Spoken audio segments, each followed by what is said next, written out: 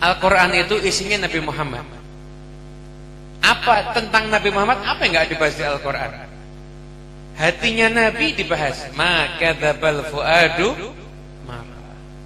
Penglihatannya Nabi dibahas. Ma zaghal basaru wa ma tagha.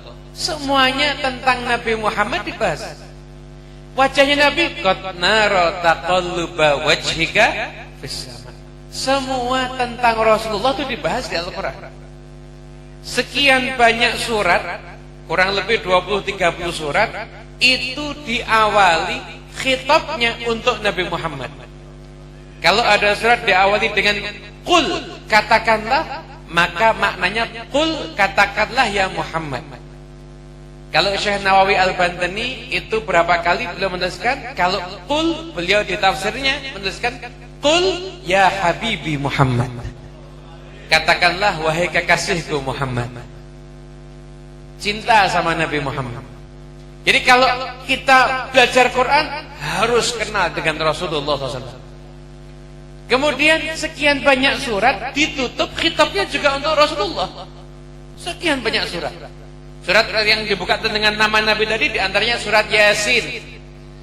Surat Yasin. Yasin itu kalau dilihat di tafsir, Allahu a'lamu bimuradi, Allah yang tahu maknanya.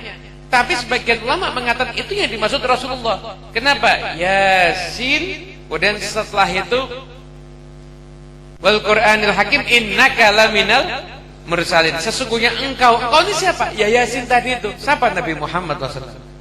Taha ma anzalna 'alaikal Qur'ana tashqa. Taha itu namanya Nabi.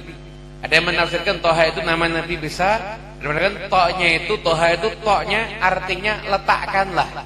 Haknya itu bumi, letakkanlah di bumi. Karena dulu Nabi Muhammad SAW kalau sholat kakinya diangkat satu. Jadi Nabi menganggap orang qiyamul lail kakinya dua-duanya napak itu terlalu enak. Untuk nyembah Allah mujahadah masih kurang. Jadi sama Rasulullah kakinya diangkat satu. Sampai Allah turunkan kakinya. Nabi Muhammad pengennya maksimal menyembah Allah, tapi Allah juga enggak mau lihat Nabi Muhammad merasakan susah. Jadi Quran itu isinya pujian kepada Rasulullah sallallahu alaihi wasallam. Dulu ada orang namanya Al-Asi bin Wa'il. Hidupnya mencaci maki Nabi Muhammad. Anda bayangkan, bapaknya Al-Asi bin Wa'il itu hidupnya mencaci maki Nabi, anaknya jadi sahabatnya Nabi. Akhirnya belum pernah ada tokoh dunia dimanapun juga yang punya prestasi sebesar Nabi Muhammad.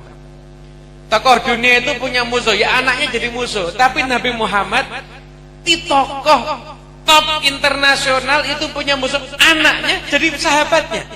Gak pernah ada di tokoh yang lain. Anda lihat sejarahnya siapa? Gak pernah ada. Anaknya musuhnya jadi pengikutnya. Ikrimah bin Abu Jahal, putranya Abu Jahal jadi pengikutnya Nabi. Putrinya Abu Lahab beriman kepada Nabi. Anaknya Al-Asi bin Wa'il beriman pada Nabi. Al-Walid bin Mughirah musuhnya Nabi. Anaknya Khalid bin Walid, Saifullah, pedangnya Allah. Gak ada orang punya prestasi kayak Rasulullah. Bayangkan coba, anaknya musuhnya bisa jadi pengikutnya ini.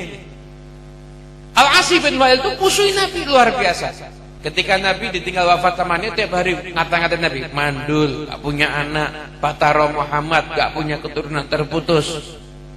Nabi Muhammad gak pernah jawab, tapi yang jawab siapa? Allah Subhanahu wa ta'ala. Inna syani'aka.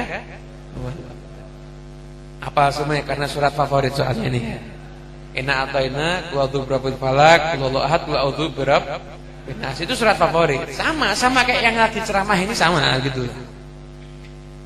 Hadirin yang dimuliakan Allah Subhanahu wa taala, itu yang terjadi di Quran itu kalau kita lihat semuanya adalah untuk menjadikan kita semakin kenal dan semakin cinta dengan Rasulullah sallallahu alaihi wasallam. Makanya siapa yang ngaku pecinta Quran, ahli Quran, harus semakin cinta dengan Nabi Muhammad sallallahu alaihi wasallam.